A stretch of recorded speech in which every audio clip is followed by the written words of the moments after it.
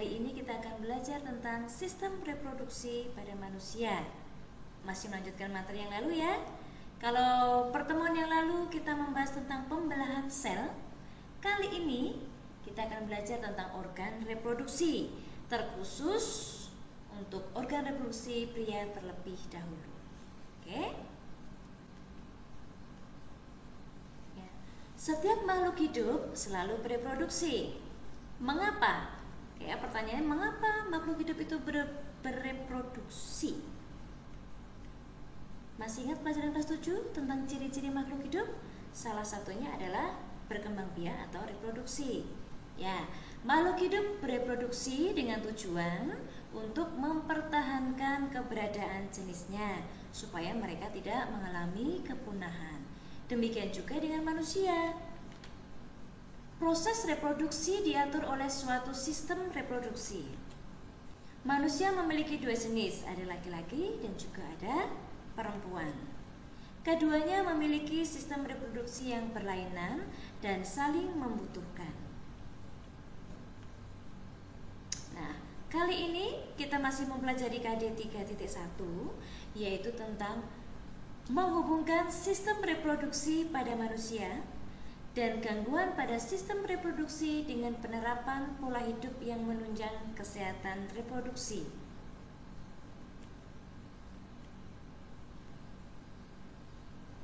Tujuan pembelajaran kita kali ini, yang pertama, mengidentifikasi organ-organ penyusun sistem reproduksi pada laki-laki. 2. Menjelaskan fungsi organ-organ penyusun sistem reproduksi pada laki-laki. 3. Mengidentifikasi proses pembentukan sperma atau disebut spermatogenesis. Dan keempat, menerapkan konsep pembelahan meiosis pada proses spermatogenesis. Ya, untuk alat reproduksi pria dibedakan menjadi dua, yaitu alat kelamin dalam dan alat kelamin luar.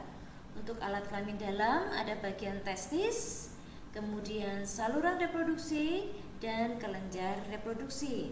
Sedangkan alat kelamin luar ada penis dan skrotum. Oke ya. Nah, sekarang kita akan pelajari bagian-bagian organ reproduksi pria dan fungsinya. Yuk simak video berikut ini. Kita tahu bahwa manusia berkembang biak secara seksual. Artinya, dia mampu melakukan fertilisasi. Laki-laki menghasilkan sperma, sedangkan wanita menghasilkan sel telur atau ovum. Ketika sperma dan sel telur melakukan fertilisasi, maka akan menghasilkan zigot, lalu zigot akan berkembang menjadi janin. Bagaimana ini bisa terjadi? Sebelum lanjut, jangan lupa berdoa ya, agar dapat berkah dari ilmu yang kita pelajari. Video kali ini akan fokus membahas mengenai alat reproduksi pada pria. Perhatikan gambar ini. Yang pertama ada skrotum. Skrotum dikenal sebagai kantung pembungkus testis. Dapat memiliki kemampuan mengerut dan mengendur karena ada otot polos yang dinamakan dengan otot dartos. Skrotum juga dapat mengatur suhu bagi testis. Lanjut ke testis. Testis itu jumlahnya ada sepasang. Pada gambar ini terlihat satu karena posisinya dari samping. Testis ini yang berperan sangat penting untuk menghasilkan sperma. Sperma dibentuk di tubulus seminiferus. Di sini juga bisa dihasilkan hormon, yaitu hormon estrogen yang dihasilkan oleh sel Sertoli dan hormon testosteron yang dihasilkan oleh sel Leydig. Kedua sel ini berada pada testis. Jadi di testis ada 3 komponen. Yang pertama tubulus seminiferus, tempat pembentukan sperma. Yang kedua ada sel Sertoli untuk menghasilkan estrogen, dan ada sel Leydig untuk menghasilkan testosteron.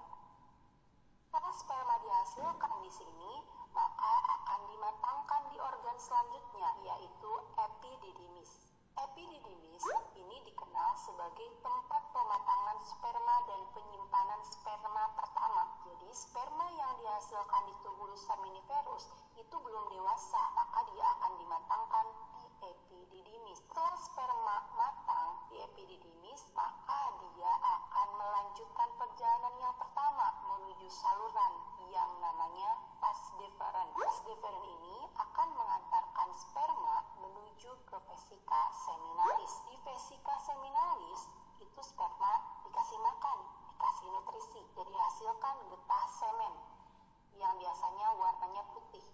Jadi semen terbanyak itu dihasilkannya di vesika seminalis. Setelah itu dia akan menuju ke kelenjar prostat. Kelenjar prostat ini tempat bertemunya saluran sperma dengan saluran urin. Jadi saluran laki-laki itu cuma satu. Saluran sperma dan sel urin akan bertemu di kelenjar prostat. Nah, setelah itu dia akan menuju kelenjar Cowper. Kelenjar Cowper ini menghasilkan getah basah bagi sperma. Tahap terakhir akan menuju ke penis untuk dikeluarkan.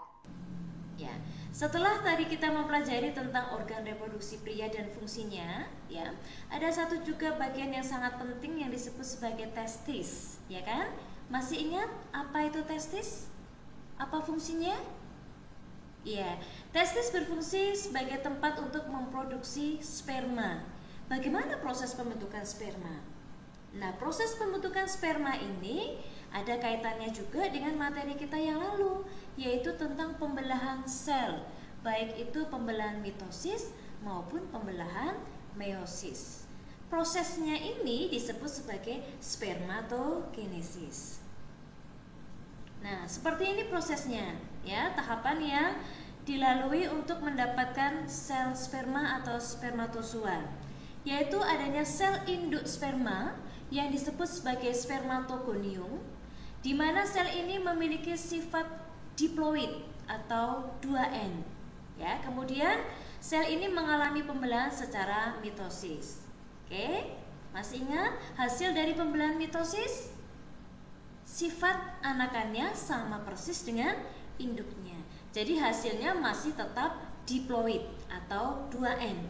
Nah, kemudian sel ini akan mengalami pembelahan meiosis, ya, akan memasuki meiosis 1, ya, kemudian dilanjutkan meiosis 2. Dan di akhirnya nanti akan terbentuk 4 sel anakan. Gitu ya. Jadi dari satu sel induk sperma akan dihasilkan 4 spermatozoa dengan sifat, oke, ingat kembali sifat dari hasil pembelahan meiosis, yaitu bagaimana dengan jumlah kromosomnya? Iya, setengah dari sel induk dan bersifat haploid atau N. Nah, sekarang bagian-bagian spermatozoa. Oke ya, mari kita lihat gambar berikut. Bagian spermatozoa meliputi ada akrosom, kemudian ada bagian kepala, ada bagian tengah, dan bagian ekor. Nah, masing-masing bagian ini memiliki fungsi tersendiri. Kita lihat ya. Akrosom ini bagian paling ujung dari sperma. Dia mengandung enzim yaitu hyaluronidase dan proteinase. Nah, apa fungsi dari enzim ini? Enzim ini berfungsi untuk menembus lapisan pelindung dari sel telur, sehingga spermatozoa ini dapat menembus sel telur dan akhirnya membuahi. Ya, kemudian bagian tengah atau sering disebut juga bagian leher sperma. Bagian ini banyak mengandung mitokondria. Masih ingat apa itu mitokondria? Ingat pelajaran kelas 7 ya tentang organela sel? Mitokondria berfungsi untuk menghasilkan energi, ya, atau tenaga. Kemudian bagian ekor, bagian ini berfungsi untuk menggerakkan sperma, sehingga sperma ini dapat melawan gravitasi menuju di mana sel telur berada. Nah, kemudian sel sperma manusia ini terdiri dari, tadi ada kepala dengan ukuran 5 mikrometer kali 3 mikrometer dan panjangnya 50 mikrometer. Oke ya. Nah, itu tadi anak-anakku penjelasan tentang organ reproduksi pada pria, bagian-bagiannya, kemudian fungsinya, dan juga bagaimana proses pembentukan spermatozoa atau bagaimana spermatogenesis itu bisa terbentuk.